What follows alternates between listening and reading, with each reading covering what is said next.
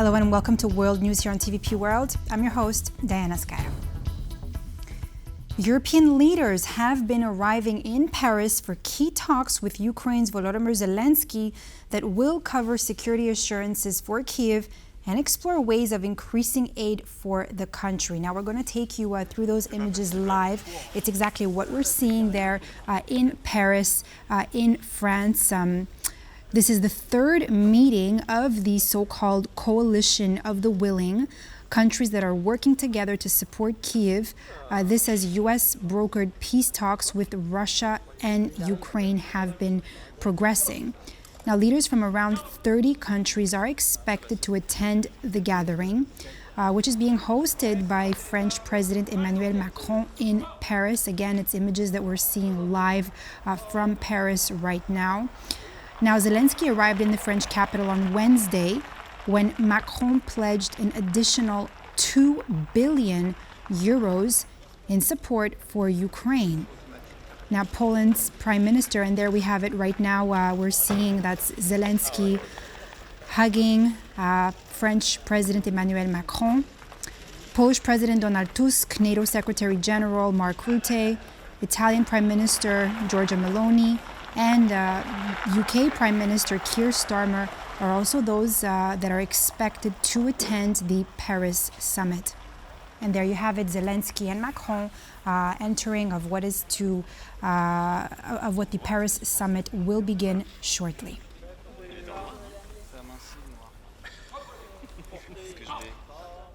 According to South Korean military intelligence, North Korea appears to have sent at least 3,000 more soldiers to Russia early this year. Now, the reinforcements sent in January and February 2025 add to the roughly 11,000 total troops Pyongyang has sent to Russia so far. Now, apart from those 3,000 troops, North Korea has also sent a significant number of short-range ballistic missiles, some 220 pieces of self-propelled howitzer and multiple rocket launchers to Russia. This marks another sign of deepening ties between Pyongyang and Moscow. Last year, the two countries signed a defense pact and pledged to use all available means to provide immediate military assistance in the event the other is attacked. North Korean troops had been deployed in Russia's Kursk region to repel Ukraine's incursion since November 2024. According to Ukrainian officials, however, they had to withdraw from the front lines after taking massive casualties in combat with Ukrainian troops. Poland will no longer process asylum applications from people entering the country from Belarus. Now, the suspension of asylum rights will be effective for 60 days with an option to extend it. The suspension bill, which the president signed after it was passed by the parliament, applies to the Polish-Belarusian border, which since 2021 has been the target of a hybrid operation orchestrated by the Kremlin. Now, according to Warsaw, Belarusian authorities have encouraged undocumented migrants to storm the EU border into Poland.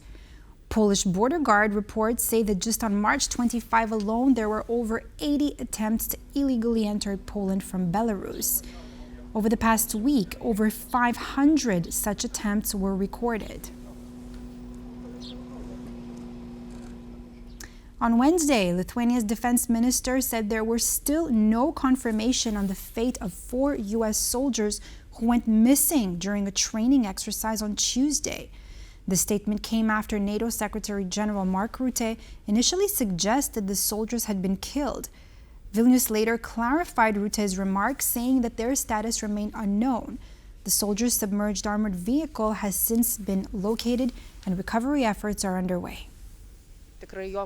There is certainly no confirmation. As soon as we have confirmation of one outcome or another, we will definitely share the news with everyone. I think it's very important that Lithuanian and American soldiers are working shoulder to shoulder alongside representatives of other institutions. We have also involved private companies because many additional efforts will have to be taken to get to the bottom of this as soon as possible. The necessary equipment is now getting here. The area is swampy, so we need heavier equipment. Regarding the time the operation will take, it will probably depend on how well we manage to drain certain areas. And of course, it will depend on weather conditions. There is an ongoing investigation, with military police and prosecutor involvement. The search and rescue operation continues, so I don't want to make any further comments at this particular moment.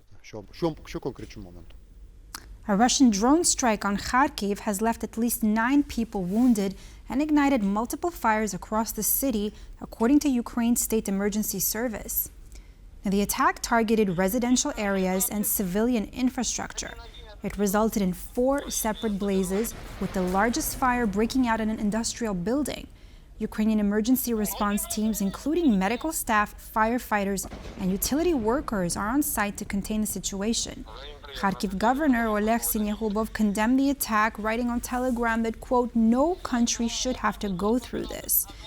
Located just 30 kilometers from the Russian border, Kharkiv continues to face frequent drone, missile, and bomb attacks.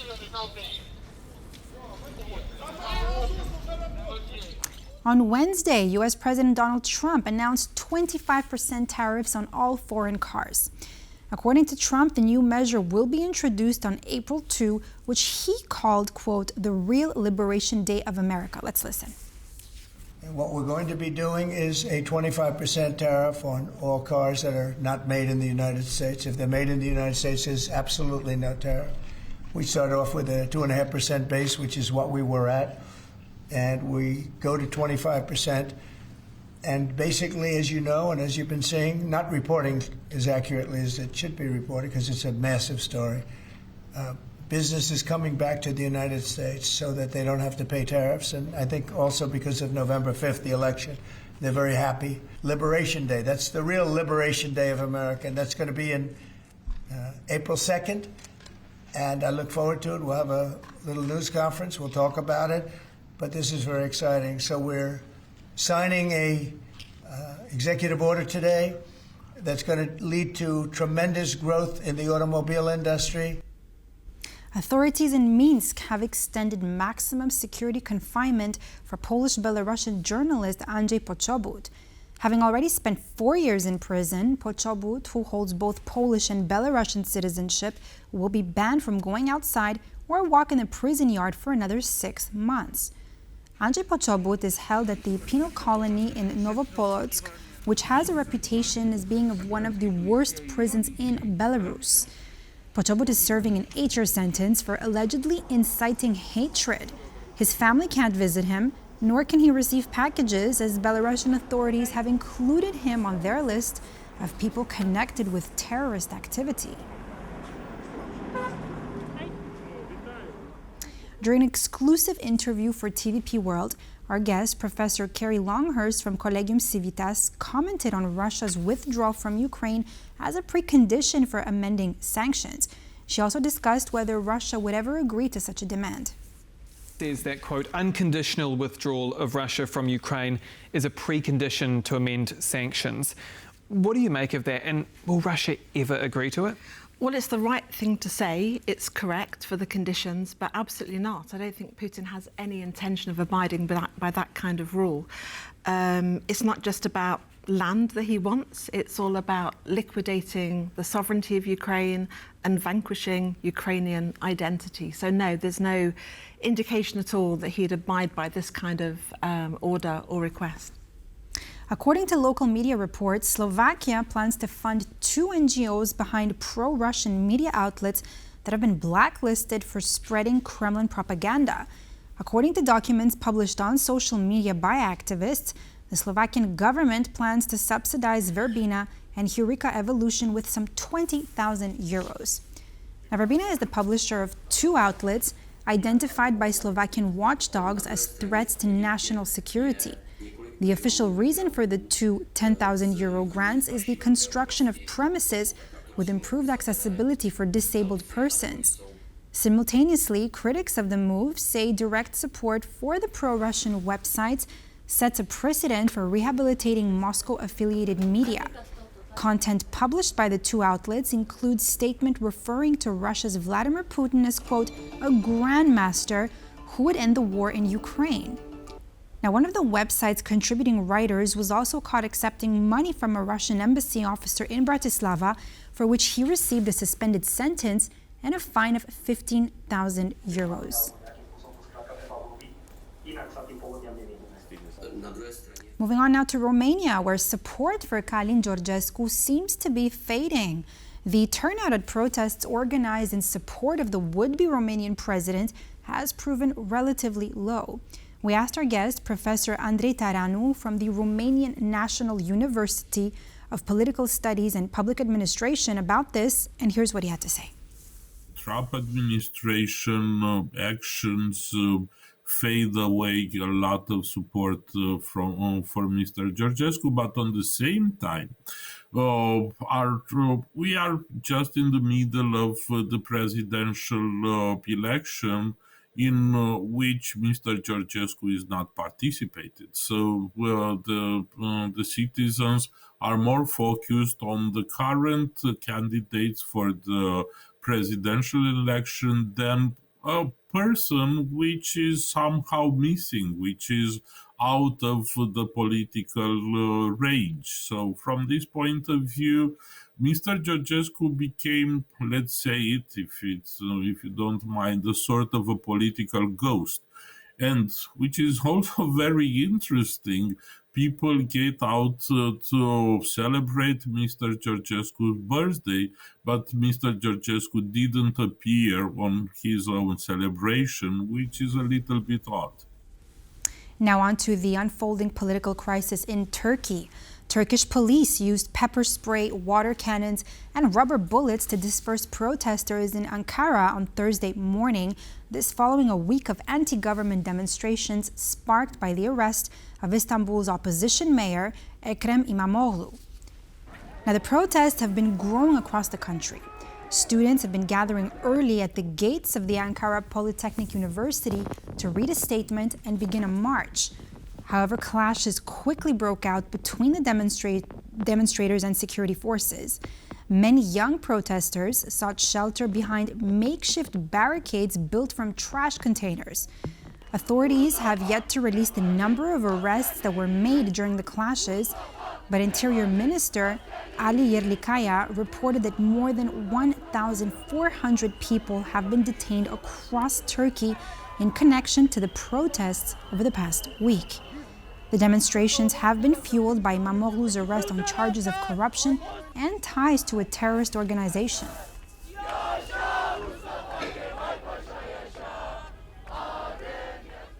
We need Greenland for national and international security. This is what Donald Trump said on Wednesday during a press conference in the Oval Office. The President of the United States claims that the country will do whatever it takes to secure the island for the U.S. We need Greenland for national security and international security. So I think we'll go as far as we have to go. We need Greenland. And the world needs us to have Greenland, including Denmark. Denmark has to have us have Greenland. And, we'll see what happens. But if we don't have Greenland, we can't have great international security.